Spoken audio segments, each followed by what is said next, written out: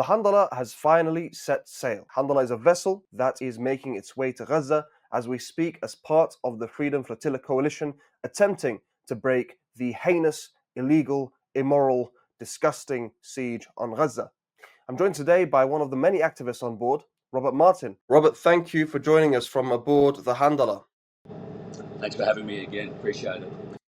So, how are things looking where you are? How's the mood on deck today? Everyone's in good spirits. A lot of people have been involved, trying to be a participant on these boats for a while. So to be finally let out of land for the last stop being Gaza is pretty exciting. We're pretty excited that politically, mechanically, these things have got us out. So we're pretty happy. You're finally set sail. There's been a bit of delays. Could you talk to us a bit about what happened, why it took you so long to get out to sea? Well, in fact, we're only a day from Italy. We're only a day out, but things happen. This boat was built in 1968, so it's a very old boat. It's done a lot of miles. It has travelled a lot of the world, stopping in a lot of ports as well, advertising or talking about Palestine and people coming down to see the boat. So these things have happened. We just had a few minor issues because it's a long stretch. It's something like 8 days to get to Gaza from Gallipoli. So we needed to make sure that everything be dry. And I've heard some stories about certain types of sabotage on the boat. Yeah. Could you tell us a bit about that as well? So the morning that we were sailing, there was found to be a rope tied around the propeller, which is obviously not supposed to be there. And then also we had a delivery of water. The delivery man was quite aggressive, wanting to get it on quickly so he could get out. And a little bit fell out on one of my comrades' legs. Kat, I'll name her, and it burnt. It actually burnt her leg, and so which is quite scary. And then closer investigation was sulfuric acid. Is that water for drinking, or what was that water for? Yes, so it's a huge box. The truck comes in and elevates it in like with a small crane, so it's a big one to last us, out to Gaza. And normally it's not checked like that, and so we were lucky. But look, not pointing any fingers anywhere, not accusing anybody, but it's happened before, and over the years it's happened to a few of the other ones where they've had divers go underneath, ruin parts of the propellers to a point where they would actually stop 3 days out to sea. So it's not new, but we're sort of prepared, and the crew, everybody, the land crew and the crew on board, are all vigilant and know what to look for. So let's talk a bit about what you guys are actually doing out at sea today. What are the aims of the Handala? So part of the one of the major aims is to break the illegal siege of Gaza that Israel has on it, and it's had it for years. This is just a small boat. This is the 37th boat, just so your viewers know. A lot of people think that the Madeleine was the first boat. Well, it wasn't. They've been going on since before 2008, and it's just got a little bit more momentum.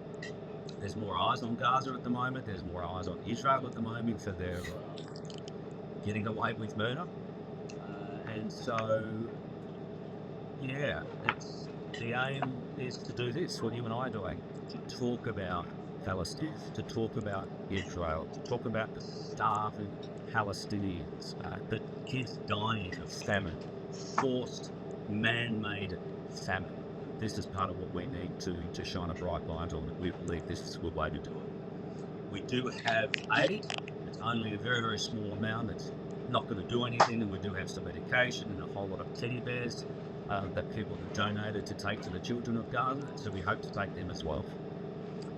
If we're intercepted, it will show what Israel is about, that it doesn't want any medication getting in there, that it doesn't want any teddies getting in there, that it doesn't want any baby formula getting in there, that it doesn't want anything at all from a small ship that's with and highlights the outrageousness. You set sail from Gallipoli in Italy, right? Yes, we did. So we've been out for a day now, day and a half or something. And is there a reason that you chose that particular spot to set sail from? There is, look, there's political issues all throughout. You're not to go out towards towards Israel. I was on the Handala last year and it didn't get out of port at all, so I ended up going home. And so there are certain reasons for those sorts of things that people above my grade, they make those decisions. The Madeleine was illegally seized by the Israelis in international waters, and 15 years ago, the Israelis murdered several activists on board another flotilla ship, the Mavi Marmara. Are you not afraid that the Israelis might do the same to you? Yeah, so what we're doing is the reason that we wanted another boat to go straight after the Medellin was because it's fresh in people's eyes. Now, I'm not sure if you're familiar, but there was the Conscience that was bombed, which was supposed to be the boats before the Medellin, so that was another sabotage. So we're springbocking what's going on in the world too. There's never been a better time to be a supportive LSR because when I started, it was undocumented.